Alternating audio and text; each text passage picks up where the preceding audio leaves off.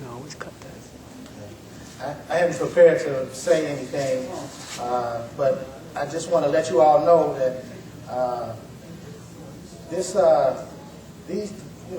managing this the first Sundays and different responsibilities I have, it's a lot of stress. It's real important to me.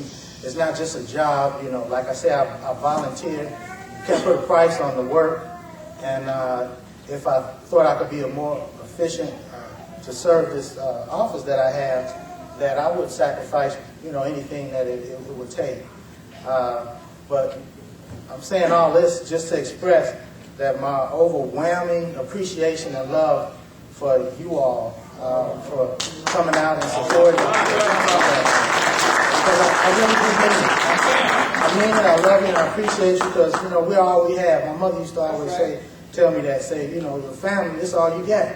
And my father, he taught us that charity starts at home and then it goes out abroad. So we shouldn't love each other any less because you're not in our immediate family, in our immediate environment.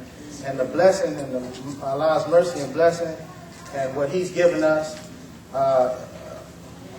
in part of spirit and knowledge and whatever we have, we should work hard to share that with our fellow man and woman in society. And starting at home first, starting with African Americans that look like us. Don't be shy. Muslims are not shy people.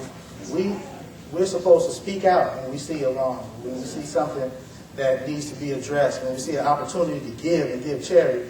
I think Imam Antar just mentioned that, about charity. Somebody mentioned about charity. It's one of the greatest things you can do is to give something of yourself, be it it doesn't have to be material means because most of us are not wealthy people, but what we have is, and you can't put a price on it. So we're looking forward to taking advantage of our resources. And as you see, we've made big steps towards reaching those goals and pooling the resources. Because I know, like I said, I'm not just trying to say something that sounds catchy when I say that I wouldn't feel right stepping out and trying to compete put myself on the level of these great people that I see as giants in our community. That's a lot of them are you all that walk. That's why Imam mentioned how Imam Muhammad will go into cities wherever he resided or visit. He often would go for walks and he would walk amongst the people because that's who he identified with, and because that's who he is. He is you. So. I wouldn't feel right putting myself in a position that I feel that I'm not being true to who I am. And who I am is you all. I feel most comfortable not standing up here, but seeing what I can do to help you all and to help us pool our resources. So in the future, we want more participation, more or less. We hear these, I don't like to be negative, but you can think of whatever you might call something that causes you a little bit of discomfort or irritant or whatever, bother, all those names you might want to call them. But what I feel is that, about us being open. We can't operate without the tools and the resources that Allah put before us.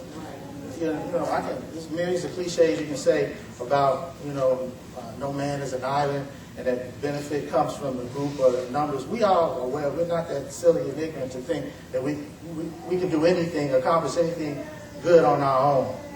So no matter it's too petty, no matter it's too small, most of us are intelligent and can articulate and speak. You don't have to write a letter. You can call.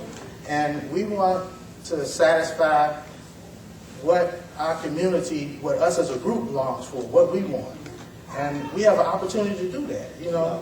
It's like most African Americans think, because of food trick by shaitan, that you need a lot of money to do this and need a lot of money to do that. Money helps, and money frees you up so that you can delegate authority and you can have other people do things. But one of the reasons why I choose to do a lot of things myself, because I know a lot of people are unaware of how easy it is to do things yourself. I pick up a camera. What did I do? How did I learn? I tell my children this all the time. You don't have to be an expert carpenter these days. You don't have to be a a skilled painter, most things come with instructions on them. They ask me, Dad, well, how'd you do that? You did some. I read the back of the can, to be honest with you. That's what I thought, because a lot of our witness is the truth. And as Muslims, we have the Holy Quran, the book, the knowledge, the Word of God that gives us the instructions for life and for what we need to do. All we need is the courage to say, hey, I'm Khalifa here today. And I can take this authority and I can follow these instructions. I don't need somebody telling me how to do this because they're plain and clear. They're right here in front of me. All I have to do is have the courage to take those steps. And the benefit continues to, when you do that, that's when Allah's angels and Allah sends help by your side. And you're not doing it by yourself. You're never by yourself. Allah is always with you. So we want you all to speak up. Let us know.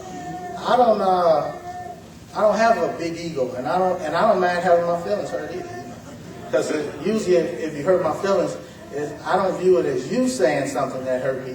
I view it as me just being sensitive at that moment and not understanding up here. Because it starts here, and then once you get it up here, you can go with it. So that's what I want from us to, because we have assets. We have the Mosque here. We want to deal with that building, but we also have tons of opportunity. We have the Memorial Day holiday is coming up. So if everybody here wants to come out Memorial Day, and we plan to maybe have something outdoors and enjoy this good weather, invite our families out and have barbecues. Imam Muhammad used to love to share meals, break bread with us and enjoy the family life. His mission and his teaching, that was his work, although he loved it more than anything. And usually the thing that's most difficult in life is the one that brings you the most reward. So it was his greatest pleasure also. But if you just asked him as just a layman or an average person, he enjoyed most just being in your company and enjoying everyday life, sharing a meal with you and sharing some conversation. No deep conversations, just depending on how you look at it, just general conversation. Inshallah. So that's what we want to be. We want to be a community like we were here in Chicago before we had too many bosses on us. And inshallah, we're going to get those bosses to come in and enjoy what we have. It's going to be so good, and it's going to be so attractive to them, and they're going to give up on it because we all mortals. We all wear and tear, and we can't keep fighting. We can't be hard-nosed forever, and I know that too. So let them keep being hard. Pretty soon they're going to soften up. I don't know what time it is. I've been waiting. I'm so thankful. 2:45. I'm thankful to Allah because the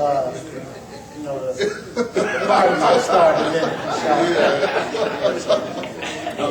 So if you have announcements, I'm not sure. I just wanted to show express my appreciation and let everyone know that if there's anything that you need or want to express to us, the Mosque is open. I'm open.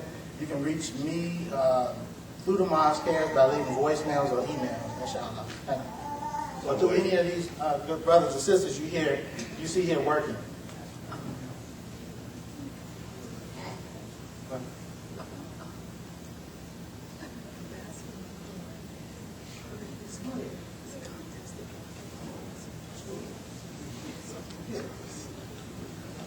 We have Sister Ndidi, Mom. Ndidi has an announcement. This is my daughter, if anyone knows Ndidi Okapu. And she has an announcement that she wants to give to everyone. Assalamu alaikum. I wasn't... Thank you, Mom. Bismillahirrahmanirrahim. Assalamu alaikum. I really wasn't scheduled to make this announcement, but I just realized that the deadline was coming up, and I wanted to make sure that our community had access to this information. There is a film contest. There's a program coming up with One Chicago, One Nation. And what One Nation is an organization that focuses on giving a true image of Muslims in America. Because the image of Muslims in America is very often distorted. From the immigrant Muslim perspective, a lot of immigrant Muslims sometimes are viewed as terrorists. And from the indigenous Muslim, our voice is not being heard so much. It seems sometimes as if the face of the